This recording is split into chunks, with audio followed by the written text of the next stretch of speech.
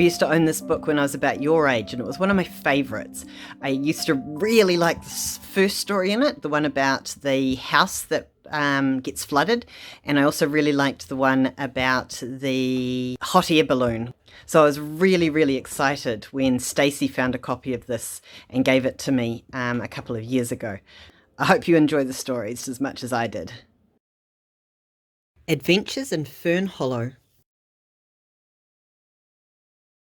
Mr. Rusty's new house. One morning, Rufus Rusty woke up with something dripping on his forehead.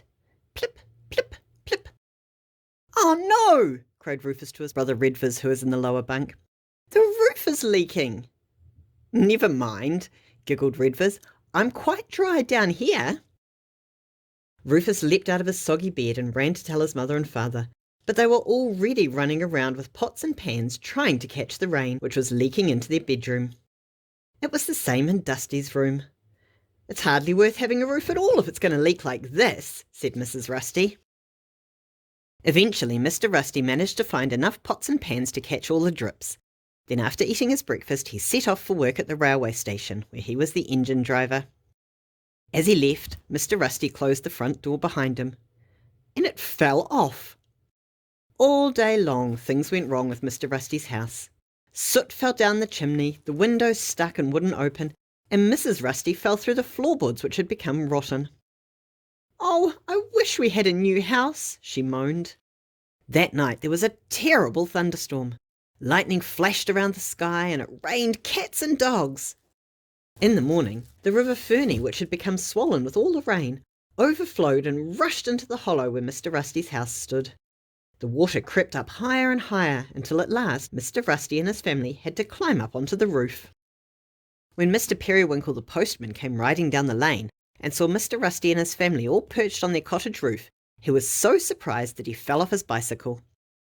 "Don't worry, Mr. Rusty," cried Mr. Periwinkle, scrambling to his feet. "I'll ride over to the fire station and get Alfonso Duff and Mr. Bouncer. They'll know what to do." The Fern Hollow firemen soon arrived and began the rescue operation, extending the ladder on top of the fire engine all the way across the floodwater onto the Rusty family's roof. Rufus and Redvers thought it was all great fun until they both lost their balance as they were climbing along the ladder and fell into the water. Mr. Prickles had been watching the rescue, and realising that the Rusty family would now have nowhere to live, he invited them to stay with him for a while. The kind hedgehog soon made a nice warm fire, and Mrs. Prickles gave each of the foxes a bowl of steaming hot soup. Later in the day, Mr. Rusty heard a lot of noise outside Mr. Prickles' house, and went outside to see what was happening. A little further down the lane, Brock, Gruffy and a few other animals had started to build Mr. Rusty a new house. Mr. Rusty set to work himself at once. There was plenty to be done. Hammering and sawing, cement to be made, and bricks to lay. It was a lucky thing for Mr. Rusty and his family that they had so many good friends to help them. It took quite a long time to build the house, but each day a little bit more was done. The walls grew up and the roof was put on.